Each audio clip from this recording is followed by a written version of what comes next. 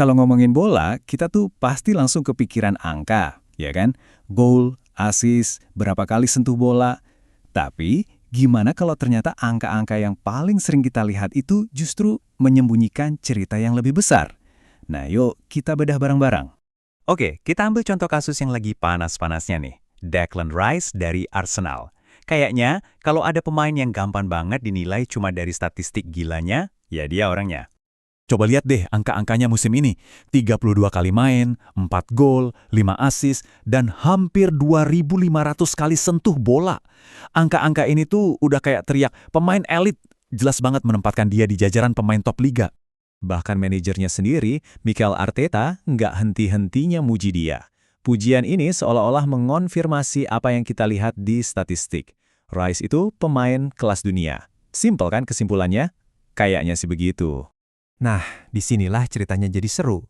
Gimana kalau ternyata angka-angka yang barusan kita puji-puji itu sebenarnya punya cacat mendasar? Gimana kalau cara kita melihat statistik selama ini tuh ada yang keliru? Jadi titik butanya di mana dong? Oke, biar paham, kita coba lihat salah satu metrik yang paling sering dipakai di analisis sepak bola modern. Pasti udah sering dengar kan, expected goals atau XG? Nah, metrik ini tuh tujuannya lebih dari sekedar ngitung gol. Dia coba ngukur seberapa berkualitas sih sebuah peluang itu.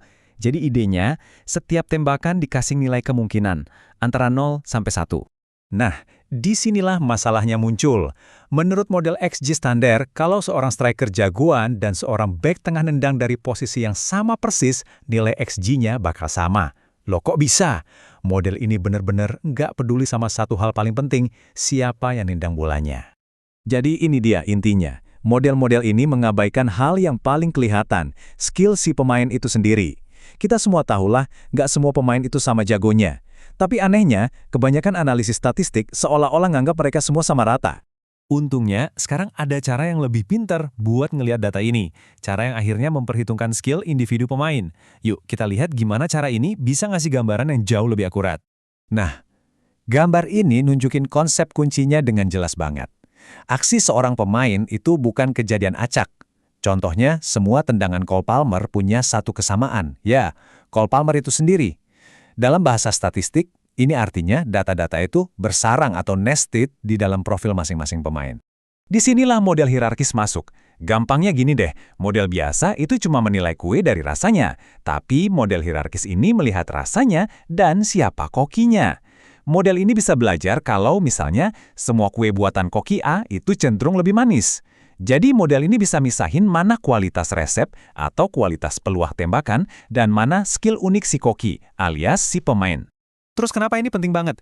Karena dengan mengenali hubungan ini, model-model tadi bisa mulai melakukan sesuatu yang keren. Mereka bisa memisahkan dan mengukur dampak unik dari si pemain, beda dari kualitas peluang yang dia dapat. Para peneliti menamakan ukuran baru ini Estimated Player Impact atau EPI. Ini tuh upaya buat akhirnya ngasih angka ke skill individu. Sesuatu yang kita tahu ada, tapi dari dulu susah banget diukurnya. Oke, sekarang coba kita pakai kacamata baru ini buat melihat salah satu perdebatan paling sengit di sepak bola saat ini. Kita lihat apakah ini bisa bikin semuanya jadi lebih jelas? Siapa lagi kalau bukan Declan Rice versus Rodri dari Manchester City. Dua-duanya ini kan raksasa di lini tengah.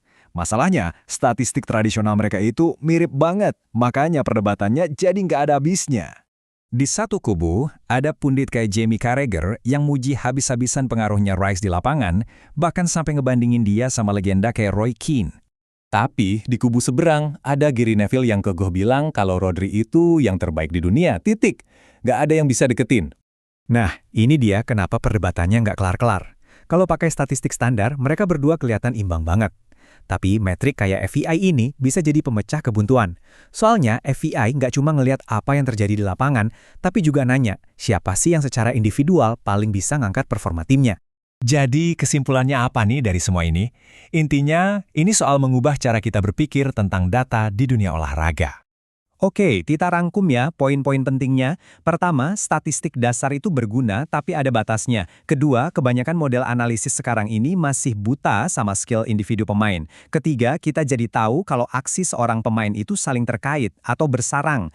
Keempat, dengan pemahaman ini, model baru bisa mengukur dampak unik seorang pemain alias EPI-nya. Dan terakhir, ini yang paling penting, masa depan analisis itu bukan soal punya data lebih banyak, tapi soal punya model yang lebih cerdas.